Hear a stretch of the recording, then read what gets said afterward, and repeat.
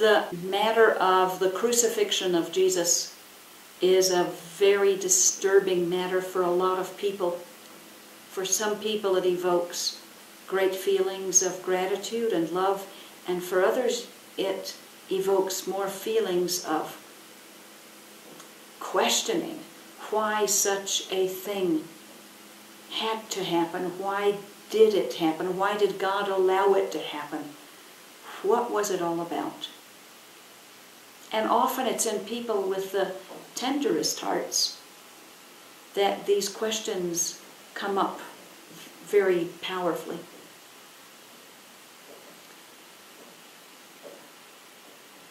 Jesus actually came, he incarnated, in order to first teach for a few years, but the great purpose for his coming was actually to die.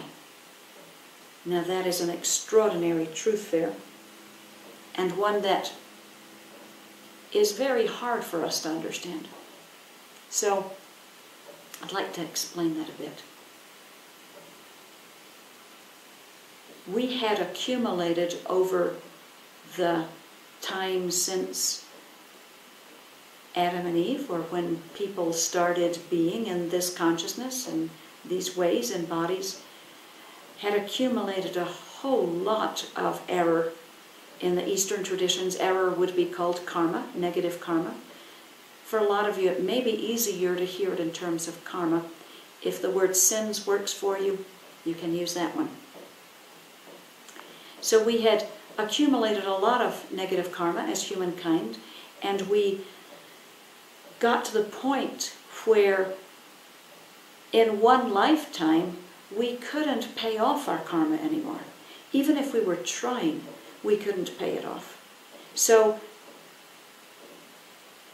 God, the angels, the hosts go, what are we going to do to help humans? They've gotten so deeply lost in their errors that they can't even bail out anymore, even if they're trying to.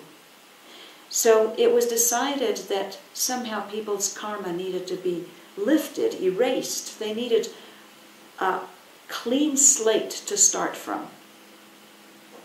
Kind of like bankruptcy gives people, where they can start from scratch. So here, Jesus and Mother Mary, being the most highly evolved souls to ever have been on earth, volunteered to come to the earth to incarnate for the very purpose to take on the karma of everyone on earth. Everyone. To wipe everyone's slate clean so everyone would have a chance. Can you imagine how much error that is to take on? Everyone's error from the beginning of humankind on earth and into the future. It was a horrible load for anyone to take on themselves. And because it was a horrible load, the payment of it had to be quite atrocious. You may have seen the movie by Mel Gibson, The Passion, and a lot of people thought it was not right that it should be depicted in it, that the crucifixion, the flogging, the torturing was so awful. But in fact, it was that awful because it was paying for such enormous amount of debt or sin, karma, whichever you want to hear in it. So at the moment of the crucifixion, Jesus actually paid off all error that anyone ever had. And for one moment, everyone was without karma. Immediately, many people started incurring karma again. Jesus set up a method for the future where people once again could have their sins, their errors, their karma forgiven.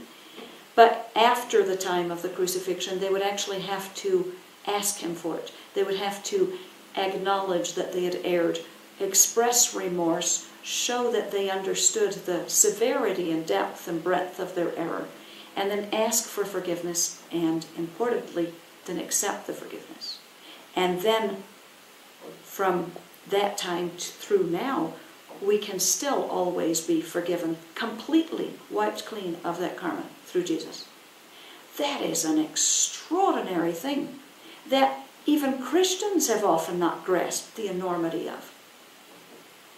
The Eastern teachers don't offer that. They don't offer an erasure of your karma. Only through Jesus and Mary did this come. What was Mary's role? She interiorly did what he did exteriorly. She took on the feminine passive aspect, where inside her, at the foot of the cross, her heart, her guts were rent in half. She was completely destroyed interiorly as he was exteriorly.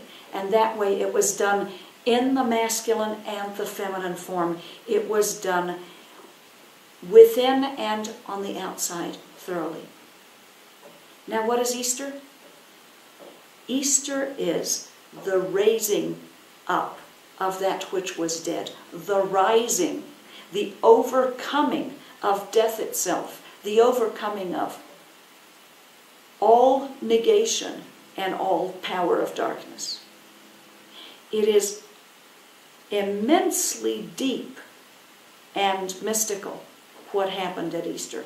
People can sense it was joyful and big, but exactly what it means takes even the deepest mystics a long time to tune into. And I know every year I go deeper in my understanding and my feeling of what was given on Easter. Jesus, by his own power, rose up from the dead. He raised that body that had been torn to shreds in wholeness and completeness, and demonstrated the power of humans with God within them over death, the power of light over darkness, the power of new life after the death of a body. He demonstrated the power of good over evil, and he brought hope for new life for all of us. It is an immensely joyful time. Christmas was joyful, but it was simple. It was the birth, the simplicity of the new baby in the stable.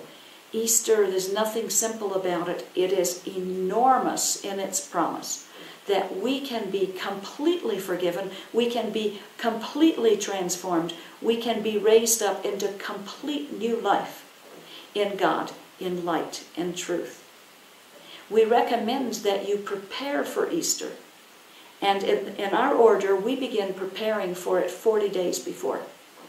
We do a whole period of preparation in which we contemplate and pray, we fast, we go deep in how we can understand this mystery better, how we can give to it and sacrifice for it, also to be a part of it. I encourage you this Easter to go beyond maybe your initial acceptance in kind of shallow terms to a much deeper term, or against your initial rejection of it because you haven't gotten more deeply what the beauty of that greatest action of love is. We invite you to this depth, and may it be a Good Friday, an Easter, a Holy Week as you've never experienced before.